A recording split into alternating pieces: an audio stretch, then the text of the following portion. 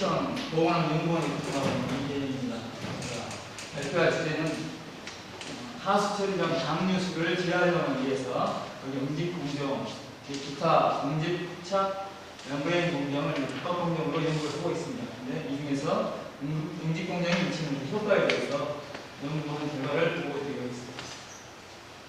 네, 순서는 목적, 응집에 대해서 간단히 알아보고요. 그 다음에 하수처리장 현황이랄지 2003년, 2004년 2년간의 개체수 조사, 수질 조사 결과, 그 다음에 본 연구에서 목표로 하는 그런 여러 가지 물질들에 대해서 제거하고자 하는 물질에 대한 또 목표 기준, 그 다음에 자아 테스트에 대한 실험 결과들을 보고하도록 하겠습니다. 지금 현재 우리 환경부 보고에 의하면 2006년에 1억 톤의 물량이 부족하고 2011년에는 한 4억 6천만 톤의 물량이 부족합니다. 저희들이 먹는 물뿐만이 아니고 사용하는 모든 물에 있어서 용수가 부족한 게 미래에 상당히 큰 문제가 되고, 따라서 현재 상수원 이외에 중수도에 대한 연구가 많이 진행되고 있습니다. 본문 연구 목적 자체가 중수도로 활용하기 위한 여러 가지 수원 중에서 하수처리장 방류수를 중수도로 활용하는 데 큰 목적이 있고, 그래서 이를 통해서 저희 수자원을 확보하는 데 근본 목적이 있습니다. 이 연구 배경을 살펴보면은 응집공정에 대한 건 익히 많은 사람들이 연구를 해왔었고, 그리고 특히 이제 상수원에 대한 연구가 많이 진행되어 왔습니다. 그러나 폐수랄지 이 하수처리장 방류수에 대한 이런 응집공정 연구는 많이 연구가 되고 있지 않은 상태고, 중수도를 우리가 활용하는 차원에서는 본 연구와 같이 카본이랄지 SS 물질을 제거하는 데 대한 응집공정 연구가 상당히 중요할 것 같아서 본 연구를 수행하게 되었습니다. 네, 간단히 응집 메커니즘 살펴보면은 되게 응집제로 많이 사용되는 게 알름이랄지 폴리알루미늄 클로라이드랄지 여러 가지 물질들이 있는데, 이런 특히 알름이랄지 이런 응집제가 일단 물속에 수화가 됩니다. 그래서 아쿠아 컴플렉스 이온을 형성하게 되고, 그 다음에 알루미늄 하이드록사이드 이온을 만들면서 이게 이제 침전에 관여하게 되는데, 이때 제거되는 물질들이 여러 가지 콜로이드 물질들을 제거하게 되고, 이 안에는 뭐 여러 가지 물질이 포함되어 있겠지만은 휴믹산이랄지 펠릭산 같은 이런 자연 유기물 형태의 그런 물질들까지도 많이 존재하게 되고, 이런 물질들을 또한 제거하는 그런 메커니즘을 보여주고 있습니다. 그래서 마지막에는 알루미늄과 복합을 형성해서 침전과 부착을 동반하면서 제거가 됩니다. 사용된 재료로서는 알럼으로서 8% 산화알루미늄을 함유하고 있는 알루미늄이 있고, 10% 산화알루미늄 함량을 가지고 있는 폴리알루미늄 클로라이드 두 종류를 비교했습니다. 그리고 분석 항목들은 TOC, 칼라, 피더티, 레아, 정금속, 성인, 총질소 이런 기타 항목에 대해서 조사를 하였고, 네, 광주 하수처리장은 총 72만 톤 용량입니다. 두 군데에 하수처리장이 존재하고 있고, 광주 하수처리장과 성대 하수처리장이 있는데, 처리 공정은 스크린 침사지를 거쳐서 1차 침전으로, 그 다음에 폭기조 2차 침전으로 거쳐서 소독한 후에 방류를 하고 있고, 저희가 실험 원소로서 사용한 샘플링 위치는 바로 2차 침전된 방류수를 선택하였습니다.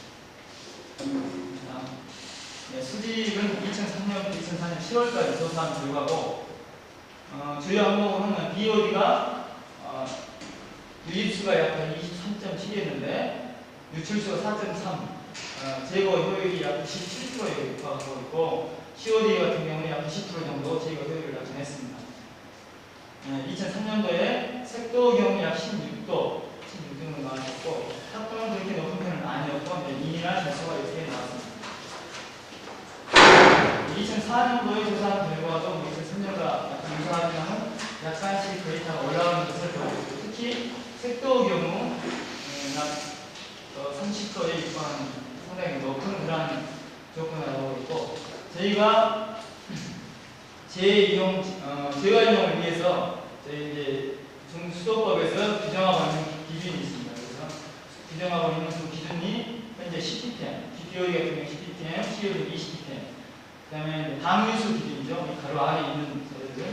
색도 경우는 약 20도로 기준을 하고 있는데, 실제로 이 정도의 어떤 기준으로 우리가 중수도로 활용한다는 데는 상당히 문제가 있고, 중수도로서 여러 연구가 있겠지만은 특히 세면 용수랄지, 그다음 세탁 용수 이런 정도로 사용하고자 할 때는 어떤 추가적인 그런 공정이 필요하다는 그런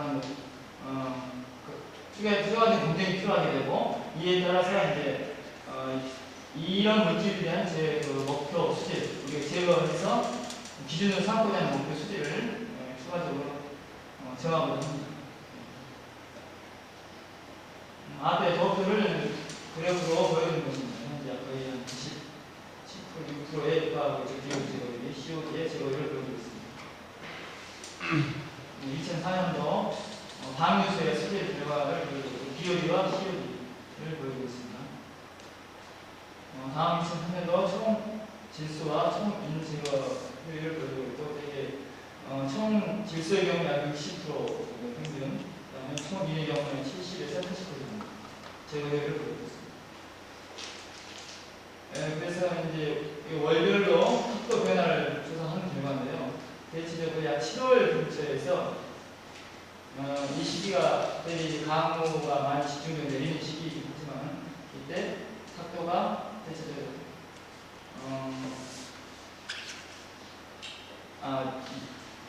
6월, 7월경에 탁도가 저희가 목표로 하는 그런 탁도 수질이 약 0.5 MT 정도를 봤을 때 이게 기준이 적합한 게 나오고, 대체적으로 탁도는 낮게 그런 조사가 되었습니다.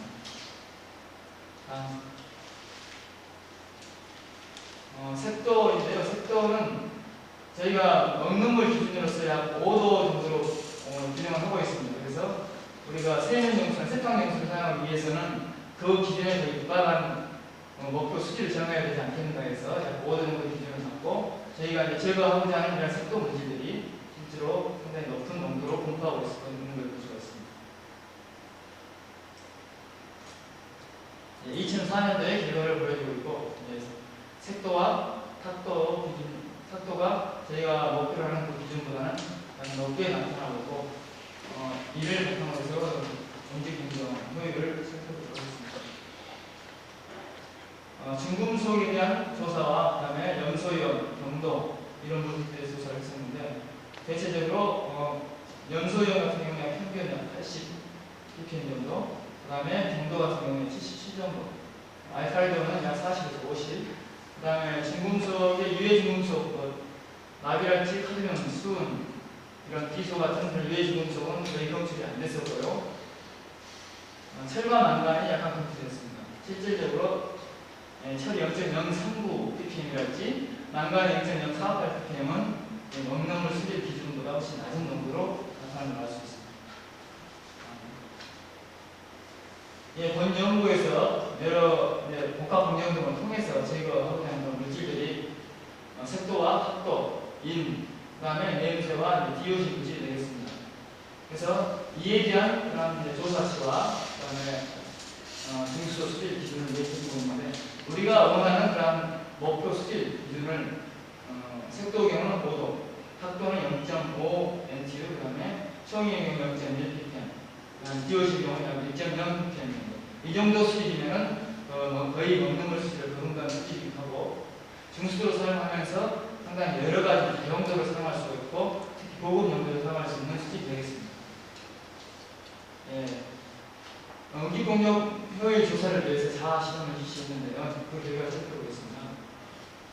먼저 음식제는 0에서 약 350 ppm까지 넓은 영역에 대해서 조사를 했습니다. 그래서 왼쪽에 있는 경우는 알럼을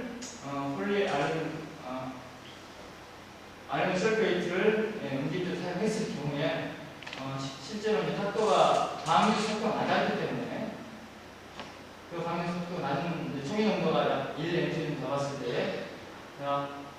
100 ppm 정도 알럼이 투입됐을 때 최적 조건을 보여주고 있습니다. 그래서 약 80에서 120 ppm 사이가 가장 좋은 응집 효율을 보여주고 있고, 응집제가 증가할수록 실제로 응집제 자체의 그러한 문제로 인해서 탁도가 증가하는 경향을 보여주고 있는 것입니다. 그리고 폴리 아닌 클로라이드를 사용했을 경우는 알름과는 대조적으로 실제 넓은 영역에서 탁도 제거 효과가 있는 걸 볼 수 있습니다. 다음은 그 색도 제거 교육인데요. 색도 경우는 탁도와는 또 특이한 그런 경향을 보이고 있죠. 0에서 350ppm이 투입됐을 때 응집제 튠 양에 대해서 그런 비례적으로 색도가 점차 감소를 하고 있는 걸 볼 수 있죠. 그래서 저희가 실제로 응집 공정을 복합 공정에 도입하기 위해서는 이 단위 공정에서의 어떤 최적 조건이 필요하게 되고 그 최적 조건으로서 저희가 이제 선정한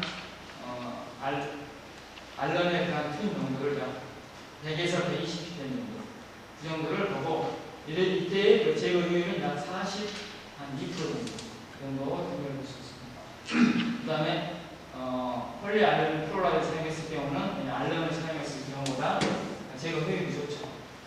약간 높고 응집 효율이 약 100ppm 정도 응집제를 사용했을 경우에 약 50% 정도의 방법을 볼 수 있습니다. 다음 슬라이드. 그 다음 영전 유기물을 조사한 결과입니다. 영전 유기물도 실질적으로 그 탁도로 존재하는 그런 물질이 영전 유기물로 많이 존재하고 있기 때문에 알럼이 증가함에 따라서 점차적으로 비례적으로 똑같은 경향을 보이면서 색도와 똑같은 경향을 보이면서 감소하고 있고 제거 효율이 증가하고 있는 걸 볼 수 있습니다. 알럼과 pH도 같은 경향을 보이고 있습니다. 초음인의 경우입니다. 초음인 같은 경우는 실제로 음질에 의한 제어 효율이 아주 높습니다. 그래서 인산 화합물을 형성하면서 이 제어가 들어가고 약 120ppm 알럼을 투입했을 경우에 거의 한 90, 한 7, 8% 보이고 있습니다. pH의 경우도 거의 상당히 높은 제어 효율을 보이고 있는 걸 볼 수 있습니다. pH 변화에 따른 응집제의 효율을 살펴보겠습니다. 탁도의 경우 알럼과 약 6에서 10 범위에서 효율을 보여주고 있고 그 다음에 총인의 경우, 용전성 총인의 경우는 약 5에서 8 pH가 8 영역에서 제거 효율이 좋은 걸 볼 수 있습니다. 이후 254와 칼라, 속도를 비교하는 경우입니다. 거의 유사한 변화를 보여주고 있고 약 5에서 6, 7 범위에서 좋은 효율을 보여주고 있습니다. 이런 그 색도 물질이랄지 여러 가지 에너지 물질 제거 효율을 실제로 그 분자량 분포를 이용해서 제거된 그런 분자량의 영역을 살펴보셔서 참고 자료를 보겠습니다. 여기 이제 현재 원수 데이터에서 제거 응집 공정을 실시했을 때 거의 한 500에서 2,000, 3,000 이 정도 달성 범위에서 상당히 제거가 많이 되고 있고 주로 아마 여기는 휴믹스한 정밀한 작물로 이렇게 보입니다. 이상의 연구 결과로서 실제로 핫스웨장에서 방류되어 있는 물 자체를 응집 공정과 수화 공정으로서 여러 가지 활성탄 흡착이나 멤브레인 공정을 이용했을 때 중수로서 설명하는 데서 있는 문제가 없고 이에 대한 추가적인 연구를 계속 실시를 하고 있고 종합적으로 다른 영향 보고를 할 수 있는 기회를 갖도록 하겠습니다. 이상으로 본 연구